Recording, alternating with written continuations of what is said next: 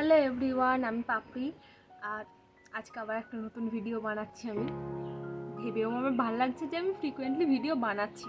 একটু একটু আমি ক্যামেরার সাথে অভ্যস্ত হয়েছি, যার জন্য আমি কথা বলতে পারছি। ওকে, চলো আজকের টপিক আমার কথা বলার হচ্ছে, অনেকেই হয়তো ভিডিওটা দেখেছেন যে আমি একটা লং ড্রাইভে গেছিলাম। যদিও শুধু লং ড্রাইভে একেবারেই নয়, আমার কাজ ছিল তার জন্য আমি গেছিলাম। যদিও আমার যাওয়ার কথা ছিল ট্রেনে, কিন্তু আমি লেট করেছি উঠতে। আমার একদম আর্লি মর্নিংয়ে ট্রেন ধরার কথা ছিল, নাহলে আমার যে কাজটা ছিল সেটা কোনো মতেই পসিবল ছিল না। আর আমি যদি তারপরে ট্রেনটা ধরে যেতে চাইতাম তাহলে আমার সেই কাজটা হতো না, মানে আমি টাইমে পৌঁছতে পারতাম না সেখানে। তো তার জন্য আমি খুব আনএক্সপেক্টেডলি গাড়ি নিয়ে যাওয়ার সিদ্ধান্ত নিই। যাই হোক, নতুন গাড়ি নিয়েছি, তার জন্যই আরও সাহসটা হয়েছে যে হ্যাঁ আমি যাব। কারণ আমার আগের গাড়িটা, যেমন আমি বলেছিলাম যে আমার একটা অ্যাক্সিডেন্ট হয়েছিল, অ্যান্ড গাড়িটার অবস্থা খুবই খারাপ হয়ে গেছিলো। যদি আমি সারিয়েছিলাম, তারপরে মানে 5-6 মাসে হয়তো 4-5 বার সারিয়েছি, কিছু না কিছু প্রবলেম। আর একটা হয় না, একটা জিনিসের বয়স হয়ে গেলে যেটা হয় যে তুমি সেটাকে আর ব্যবহার করতে পারবে না। বিভিন্ন সমস্যা আমাদের মানুষের শরীরে যেমন হয় যে বয়স বেড়ে গেলে হাজার একটা সমস্যা দেখা দিতে থাকে, তো গাড়িটারও তেমন হচ্ছিল। তার জন্য যাই হোক চেঞ্জ করে নেওয়ার সিদ্ধান্ত। অ্যান্ড জুপিটার 110 নিয়েছি। কালারটা হচ্ছে স্টারলাইট ব্লু। আচ্ছা, আমি একটা কথা বলি, আমার না জুপিটারের প্রতি খুব একটা দুর্বলতা ছিল। যদিও তখন আমি গাড়ির খুব একটা কিছু বলতাম না, যদিও আমার উইগো ছিল। উইগো অ্যান্ড জুপিটার দুটোরই মাদার কোম্পানি টিভিএস। তা হলেও আমার উইগো ছিল, কিন্তু তখনও আমার জুপিটারের প্রতি একটা দুর্বলতা ছিল, কেন আমি জানি না। এটা হতে পারে আমার বার্থ যে বারে, সেই বারটা বৃহস্পতিবার, অ্যান্ড বৃহস্পতিবার হচ্ছে জুপিটার। তো ওই ইয়েতে একটা জুপিটার, আমি জানি না, হতে পারে এটা যে আমার জুপিটারের প্রতি একটা দুর্বলতা আগাগোড়া ছিল। কারণ আমি যে স্যারের কাছে ড্রয়িং শিখতাম সেই স্যার জুপিটার ছিল, তো স্যার ওইটা নিয়ে আসতো, আমরা দেখতাম। আর আমার জুপিটারের মডেলগুলো খুব ভালো লাগতো, কেন আমি জানি না, কিন্তু আমার খুব ভালো লাগতো। তো এবারে যখন গাড়ি কেনার সিদ্ধান্ত হয়, অ্যান্ড আমি আর মা গেছিলাম চুজ করতে, তো দেখতে দেখতে আমি গিয়ে জুপিটারেরই কী প্রাইস আছে, তার কি সার্ভিস আছে, সেগুলো জানতে চাই। জুপিটার নিয়ে আমার একটা দুর্বলতা বরাবরই ছিল। আর জুপিটার 110 যে মডেলটা আমি নিয়েছি, ভীষণ প্রচুর ওর ফিচার্স আছে।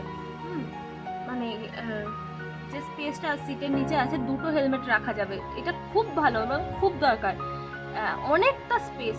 আর তার সাথে আবার সামনে একটা ছোট পকেট আছে, যেখানে আমি ফোনটাকে রাখতে পারি, কারণ আমার ফোনে ওই গাড়িতে স্ট্যান্ড লাগানো নেই ফোনটা হোল্ড করার মতো। তো ওখানে ফোনটা রাখলে আমি গুগল নেভিগেশনটা দেখতে পাচ্ছিলাম, কারণ আমি গুগল ম্যাপ দিয়েই গেছিলাম, আমার পুরো রাস্তা জানা ছিল না। অ্যান্ড লাকিলি গুগল ম্যাপ আমাকে সঠিক রাস্তা দেখিয়েছে, অনেক ক্ষেত্রে যেটা ভুলভাল হয়ে যায়। যাই হোক, তো আমি সেদিনকে সকালবেলা যখন আমি দেখলাম যে ট্রেনটা আমি পাবো না, আমি ফ্রেশ হয়ে, আমার মনে খুব ভয় করছিল, কারণ দুর্গাপুর হাইওয়ের অবস্থা ভীষণ খারাপ ছিল, ভীষণ খারাপ। চারিদিকে ডিভাইডার দিয়ে সার্ভিস রোডে কাটিয়ে দিচ্ছিল গাড়িগুলোকে, কারণ মেন রোডে কাজ চলছে। এইবার আমি প্রচণ্ড ভয় পাচ্ছি, কারণ সার্ভিস রোড যেখানে এন্টার করছে, মেন রোড থেকে সার্ভিস রোডে যেখানে ঢুকছে, সেই সমস্ত জায়গাগুলোতে প্রচুর পরিমাণে ধুলো, প্রচুর পরিমাণে স্টোন চিপ, মানে যেগুলো অ্যাক্সিডেন্ট করানোর একদম মূল, সেই সমস্ত জিনিসে ছড়াছড়ি হয়ে থাকছিল।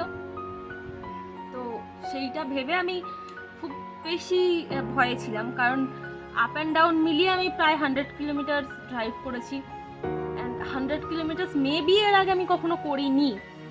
60-70 কিলোমিটার আপ অ্যান্ড ডাউন মিলিয়ে এটা করেছি আমি, বিভিন্ন জায়গায় গেছি যখন। কিন্তু 100 কিলোমিটার আমার লিমিটেশনের বাইরে ছিল।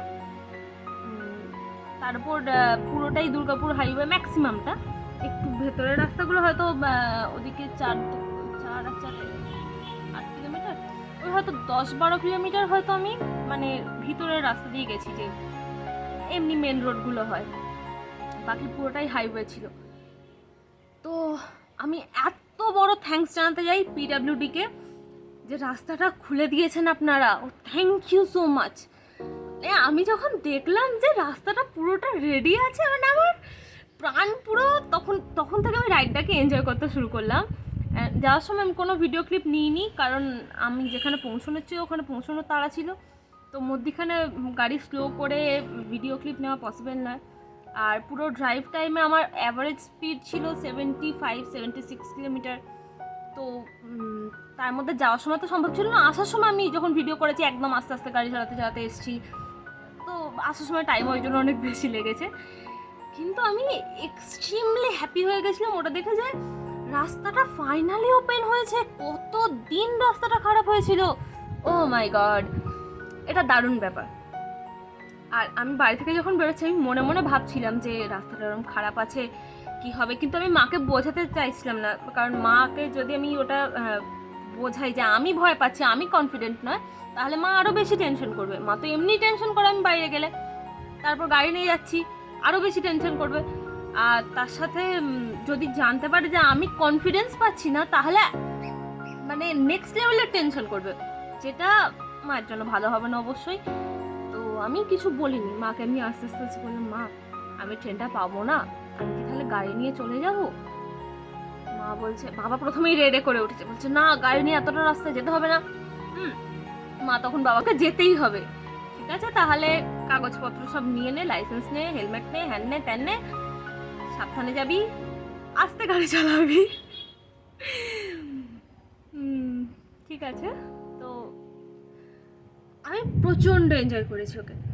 যাওয়ার সময়ও আমি এনজয় করেছি বলবো না, কারণ আমার টেনশন ছিল যে আমাকে টাইমে ঢুকতে হবে, অ্যান্ড আমি ডিজিটাল স্ক্রিন তো টাইমটা দেখা যায়, আমি টাইম দেখছিলাম। আর তার আগে আমি খুব আস্তে আস্তে চালাচ্ছিলাম, মানে 30-40-এ চালাচ্ছিলাম। তারপর দেখছি মানে আমি হার্ডলি 10-12 কিলোমিটার গেছি, অ্যান্ড তখনও ম্যাক্সিমাম রাস্তা পড়ে, কিন্তু তখনও আমার টাইম দেখাচ্ছে অ্যাপ্রক্স 45 মিনিটস প্লাস, মানে আমি টাইমে ঢুকতে পারবো না। তারপর আমি স্পিড আপ করলাম, যে এই স্পিডে গেলে আমি পৌঁছতে পারবো না, তো স্পিডটা আমাকে বাড়াতে হবে। লাকিলি রাস্তা খুব বেশি রাশ ছিল না, সিগন্যাল তেমন কিছুই ছিল না, রাস্তার পুরোটাতে সিগন্যাল নেই। এমনি যেহেতু সিঙ্গেল ওয়ে রাস্তার পুরোটাই, তো সিগন্যাল থাকার দরকারই নেই, কারণ যে জায়গাগুলো সিগন্যাল ছিল সেই জায়গাগুলো সাবওয়ে করে দেওয়া হয়েছে, তো পুরোটাই ওপর দিয়ে। আর আমার ভীষণ মজা লেগেছে, মানে এক্সট্রিমলি আনন্দ পেয়েছি আমি। এতদিন পর আমি অনেকটা লম্বা ড্রাইভ করেছি, আমি ড্রাইভ করতে ভীষণ ভালোবাসি। ওকে, তো এটা আমার কাছে দারুণ ছিল। আর আমার নিজের প্রতি কনফিডেন্সটা আরেকটু এটা বাড়িয়ে দিল যে হ্যাঁ আমি পারি, আমি লম্বা ড্রাইভ করতে পারি। এটা একটা দুর্দান্ত এক্সপিরিয়েন্স আমার জন্য। হ্যাঁ, যারা দুর্গাপুর হাইওয়ে দিয়ে যাতায়াত করতেন বা অ্যাভয়েড করতেন যে রাস্তায় কাজ চলছে বলে, তারা অনায়াসে যেতে পারেন, দারুণ হয়ে গেছে, একদম মাখনের মতো চলবে গাড়ি এগুলো। আর হচ্ছে আমি ফেরার সময় দারুণ ওয়েদার পেয়েছি, তার আগে বৃষ্টি হয়ে গেছিলো, আর দারুণ একটা হাওয়া দিচ্ছিল, আর হাইওয়ের যে লাইটগুলো মানে অসাধারণ অসাধারণ। আপনারা যদি না দেখে থাকেন ভিডিওটা একবার দেখে নিতে পারেন, এর আগের ভিডিওটা, তো একবার দেখে নিলে আপনারা বুঝতে পারবেন। আগের ভিডিওটা দেখলে আপনারা বুঝতে পারবেন যে বেশ সুন্দর, এত সুন্দর রাস্তাটা। তবে হ্যাঁ, কিছু কিছু জায়গায় একটু প্রবলেম আছে বলতে লাইট একদম কম বা নেই, সেই জায়গাগুলো পরে লাইট হয়ে গেলে খুব ভালো হয়, কারণ যখন সাইড দিয়ে কেউ সাইকেল নিয়ে যাচ্ছে তাকে অনেকটা দূর থেকে রেকগনাইজ করা যাচ্ছে না যেখানগুলো লাইট নেই, কারণ গাড়ির লাইটের একটা মিনিমাম রেঞ্জ আছে, তার বাইরে যেগুলো থাকছে সেগুলো দেখতে পাচ্ছি না, তো ওটার জন্য একটা অ্যাক্সিডেন্ট হওয়ার সম্ভাবনা থাকে। তো ওটা যদি হয়ে যায়, তো মানে আরও কিছু জায়গায় যেখানগুলো লাইট নেই সেই জায়গাগুলো যদি লাইট হয়ে যায় খুবই ভালো হবে ব্যাপারটা, তাহলে আরও মানুষের সুবিধা হবে এবং কোনো অপ্রত্যাশিত অ্যাক্সিডেন্ট অ্যাভয়েড করা যাবে। আর হ্যাঁ, এগুলোই। তবে হাইওয়েতে গাড়ি চালানোর কিছু সমস্যাও আছে, আর সেই সমস্যাগুলো নিয়ে প্র্যাকটিক্যালি আমি যেগুলো ফেস করেছি সেইগুলো নিয়ে আরেকটা আমি ভিডিও বানাবো, যেটা সম্ভবত পরেই আসবে। আর ততক্ষণ দেখতে থাকুন, সুস্থ থাকুন, ভালো থাকুন, সাবধানে গাড়ি চালাবেন, সবসময় হেলমেট পরবেন, লাইসেন্স সাথে রাখবেন। আর এগুলোই, কারণ পুলিশ কাকুরা যদি ধরতে চায় আপনাকে যে কোনোভাবে ধরবে। তো নিজের সমস্ত কিছু সাথে রাখুন। হেলমেট অবশ্যই পরবেন, হেলমেট ছাড়া গাড়ি চালাবেন না, কারণ বিপদ যদি আপনার হয় তো ক্ষতি আপনার নিজের হবে, সমস্যা আপনার ফ্যামিলি পড়বে এবং সমস্ত সাফারটা আপনার ফ্যামিলিকে করতে হবে। ভগবান না করুক সবাই সুস্থ থাকুন, কিন্তু কোনো অ্যাক্সিডেন্ট কাউকে বলে কয়ে তো হয় না। আর সম্পূর্ণ দায়টা আপনার নিজের, আপনি নিজের ক্ষতি ডেকে আনছেন, নিজের বিপদ ডেকে আনছেন, যেটা তো উচিত অবশ্যই নয়। কারণ তার জন্য সাফার, আপনার যদি ক্ষতি হয় ক্ষতিটা আপনার নিজস্ব হবে, আপনার যা কিছু ক্ষতি সেগুলো তো আপনাকেই ফেস করতে হবে না, আপনার ফ্যামিলিকে সাফার করতে হবে। সর্বোপরি এগুলো মনে রাখুন, একটু সাবধানে গাড়ি চালান, আস্তে গাড়ি চালান, এগুলো আমি রিকোয়েস্ট করব। ব্যাস। আর দুর্গাপুর হাইওয়েতে ম্যাক্সিমাম পারমিসেবল স্পিড 100 কিলোমিটার, কিন্তু নিজের রেঞ্জের মধ্যে গাড়ির স্পিড রাখা খুব দরকার। এটা আমাকে আমার বাবা সবসময় বলে, আগেও বলতো এখনও বলে, যে এমন স্পিডে যাবি না, তুই গাড়িটাকে চালাচ্ছিস, এমন যেন হয়ে যায় না যে গাড়ি তোকে চালাচ্ছে। কারণ ওভার স্পিডিং হয়ে গেলে তখন আমরা খুব সহজে ব্রেক দিতে পারি না এবং আমরা হ্যান্ডেল করতে পারি না, অনেক আমাদের আয়ত্তের বাইরে গাড়ির স্পিড চলে যায়। তো সেটা একেবারেই করা উচিত নয়। এমন স্পিডে গাড়ি চালাবেন না যেটা আপনার ক্ষতি ডেকে আনে। তো এটাই বলার ছিল।